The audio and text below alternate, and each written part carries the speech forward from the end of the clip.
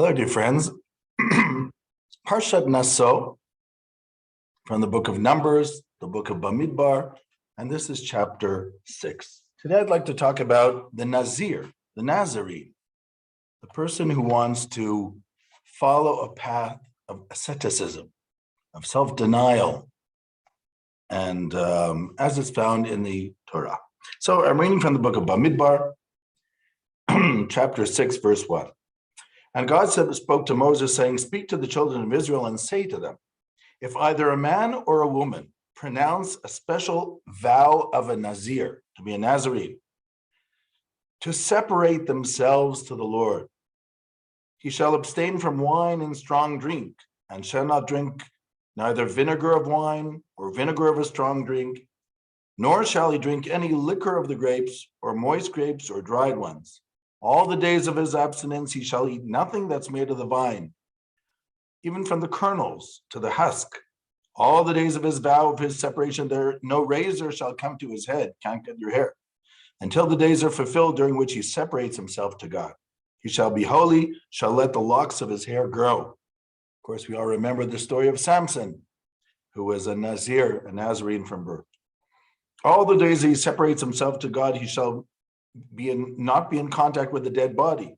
He shall not make himself impure, meaning by contacting a dead body, even if his father or his mother or his brother or sister, when they die, because the crown of God is upon his head.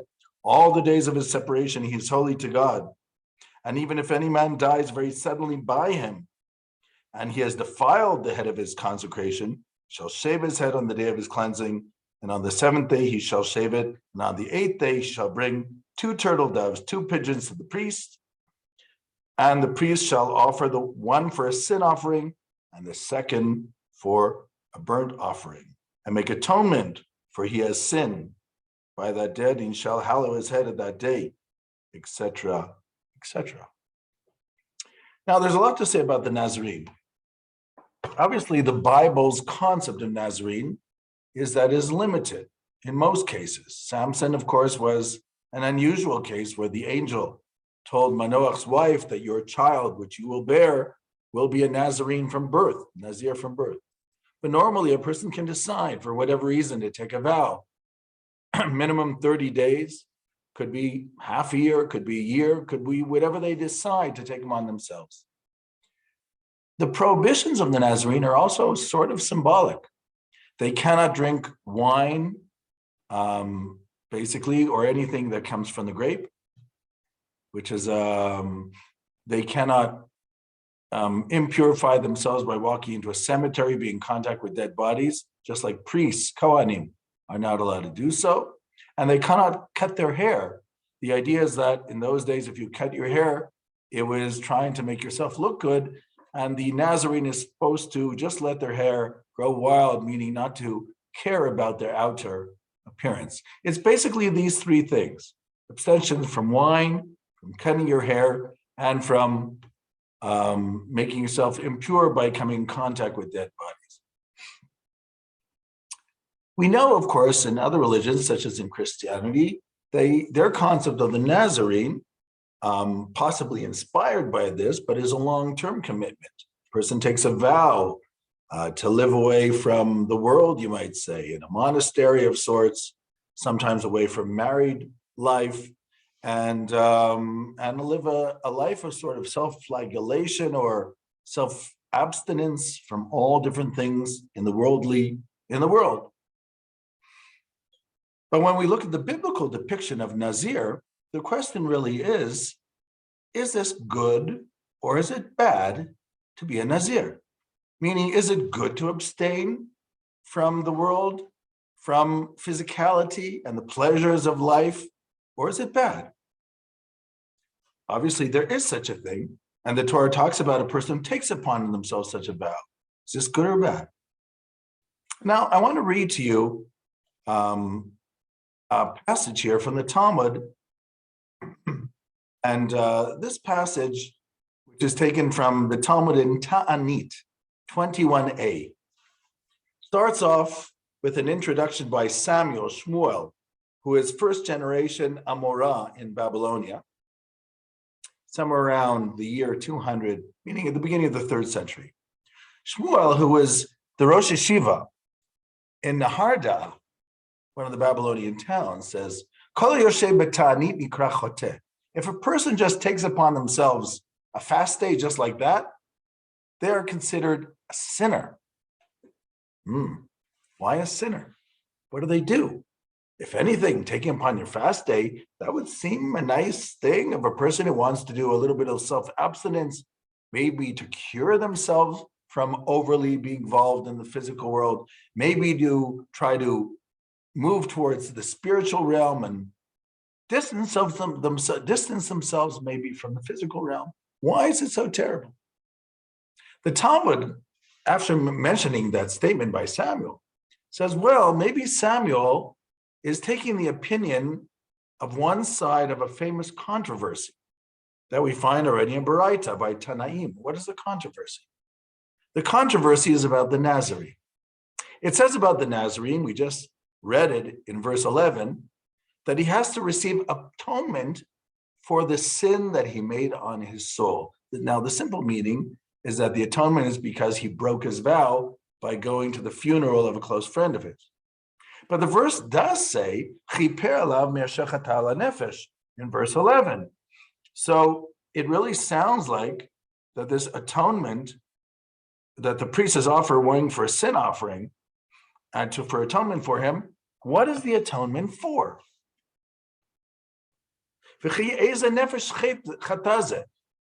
What type of sin did this person actually do, this Nazirene? So the first opinion is the opinion of Rabbi Lezer HaKapar, the son of Rebbe, who says, the sin is shetzier atzmo min hayayin, the very fact that he abstained from drinking wine, because most people drank wine with their meals, if they could afford it, and now he's abstaining from drinking wine. Valod varim kal v'chomer. This is an a fortiori idea. If this person who created difficulties for themselves by abstaining from wine, made their lives a little bit more bitter, if you want to call it, and is called a sinner, even more so if somebody abstains from other things in life or abstains from most things in life, they should be considered a sinner. Very interesting position. Basically, Rabbi Lezer Kapar's position here is an attack on asceticism. Why be ascetic? If the Torah has certain prohibitions and other things are allowed, why would you want to add to the prohibitions? What do you gain by that? Interesting point of view. Second point of view is Rabbi Lezer, which I think is Rabbi Lezer ben Horkanos, who says Nikra Kadosh. There's Rabbi Lezer ben Horkanos, Rabbi Lezer Azariah, Nikra Kadosh. No, it's the opposite. This person, who is the Nazirene, is called holy. If they're called holy, because it says Kadoshi, who says he will be holy, and therefore he has to leave his locks to grow. If this person, who all they did was abstain from wine and leave their locks to grow, is called holy, so obviously if a person abstains from more things, they're even more holy. In other words, the opinion of Rabbi Lezer is the opposite. The Nazir, the person abstaining from something, is very holy. And the more you abstain, the better. In other words, asceticism is a legitimate pathway. Of course, then the Talmud says, well, according to the opinion of Rabbi Lezer, who says that this person is more holy by being Nazirene, why do they have to bring a sin offering? So the answer is they bring a sin offering because they broke their vow. Or if I'm allowed to say it in a different way, if you actually think that you are on the level to be more holy by abstaining from worldly things, and you think this is in tune with your soul, why did you stop? What is it, a joke? It's a game? In other words, if you think you're in that category of people who the way of asceticism will bring them closer to spirituality, why stop? So this is the two opinions that we found among the Tanaim. Rabbi Lezer Kapar bar Rebbe, who says that in general it's better to be balanced in life, to live a life of moderation. This is something which Maimonides will adopt also in the 12th century. And therefore, it's not a good idea to be a Nazirene. And the Torah sort of hints to that because this guy abstained from wine, abstained from cutting his hair, from going to the cemetery if necessary, and he has to bring a sin offering. Don't do it. For the average person, this is the wrong thing. So just don't do it. Asceticism doesn't give you anything. Learn to live a balanced life. But Rabbi Lezer, the second opinion says, no, they have almost similar names. This person is considered holy. So this is to teach you that there are people who the way of asceticism will be good for them. Now, this, as I said, is the opinion of Rambam. Rambam actually, in a few places, especially in his introduction, in the 8 chapters, he basically says that the idea of abstaining, he takes only opinion number 1 of Rabbi Lezer Kapar. He says that abstaining from the world is not a good idea unless, he says, you are doing it as a temporary measure. Meaning, you felt that you had become a little bit off the path. You got too involved in materialism, in whatever, and in the joys of this world, and you felt that you slightly overdid it, so you go to the other side a little bit in order to straighten yourself out. Sort of partial abstinence, if you want, or a temporary asceticism. And then after you straighten yourself out, then you go back to the way of moderation. For that, Maimonides has no problem. If a person is doing it as a sort of soul healing to get themselves back on the path because they felt that they overdid it, if you might say, a little bit too much partying, a little bit too much alcohol, so they want to abstain. Maimonides says that I get, that makes a lot of sense, and that's honorable.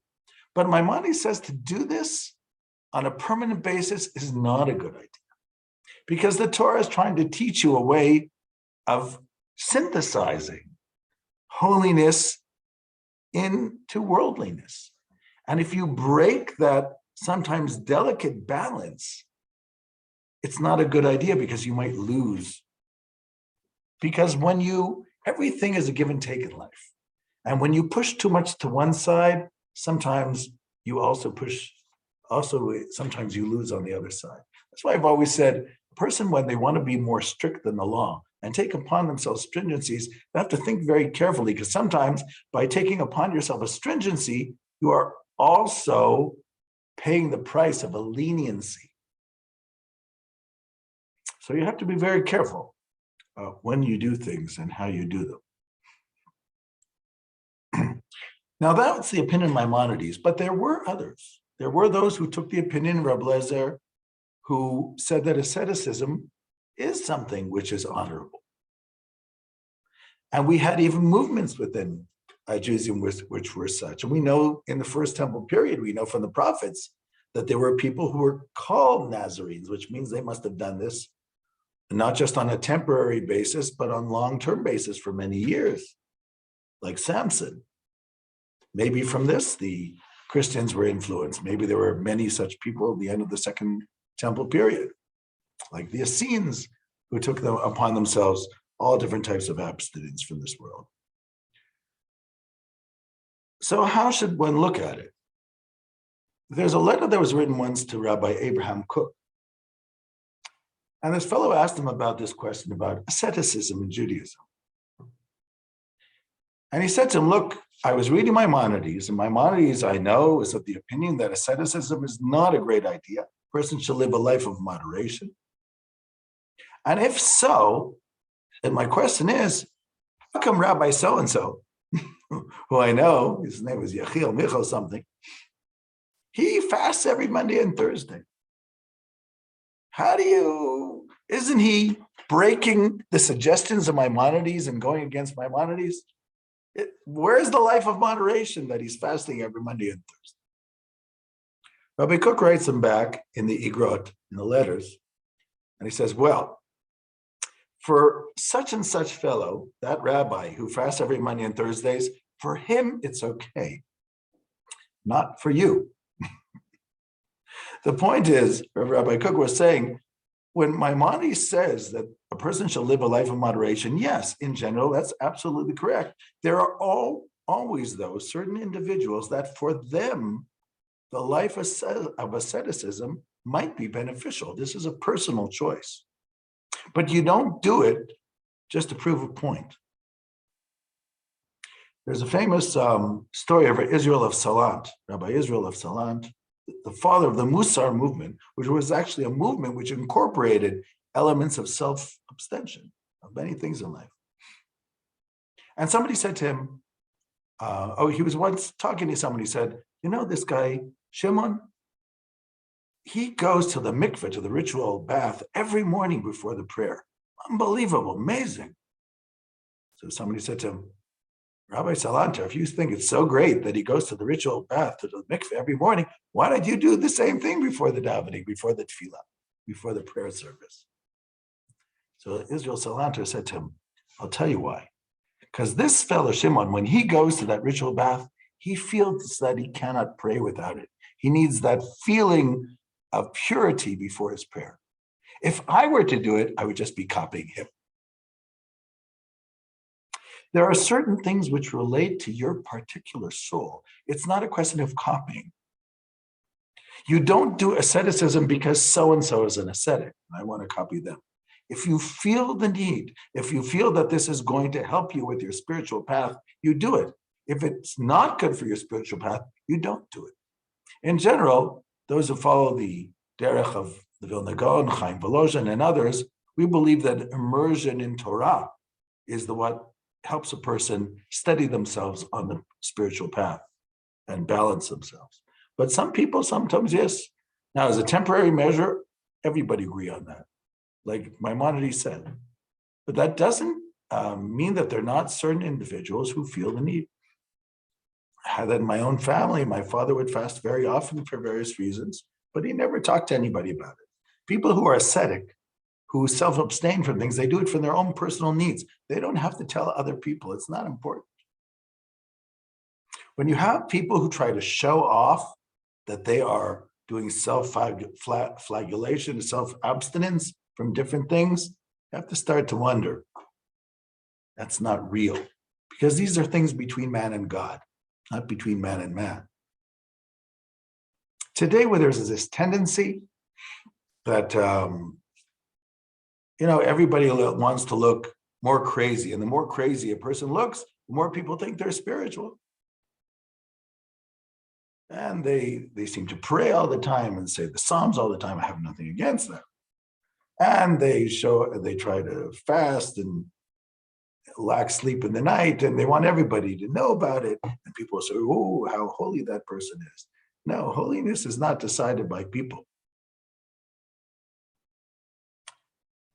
Now, there is what to base Maimonides' argument on, of this idea of using asceticism as a remedy. Because the Talmud in Brachot 63a says, why is it that the parsha of the Nazirene, the portion of the Nazir, is just after the portion of the Sotah? The Sotah was the unfaithful wife. So the Talmud says, this is to teach you that anybody who happened to have observed the Sotah and saw the Sotah, Bikil Kula, meaning this unfaithful wife who was promiscuous, if they notice that, then right away they should separate themselves from wine, which is, of course, understood as an act of bringing yourself back to the path. Meaning, if you were somehow involved in the material world or exposed to some type of promiscuity, then yes, it's good to keep away from wine for a while, to push yourself to the other side. So this saying in the Talmud by Rabbi Yehuda Nasi would actually sort of like be a good foundation and proof for Maimonides' opinion. But again, it doesn't mean, even if that's the opinion, that doesn't mean that individuals cannot feel the need for sometimes that self-abstention might help them in their path of spirituality. But despite that, it's not healthy that the average person thinks that just because a person lives a life of self-abstention, that they are holy. It doesn't work that way.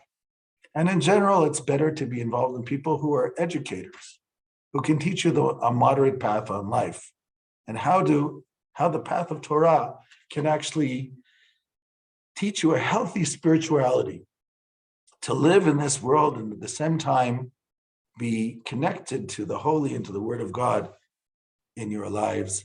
Shalom, shalom.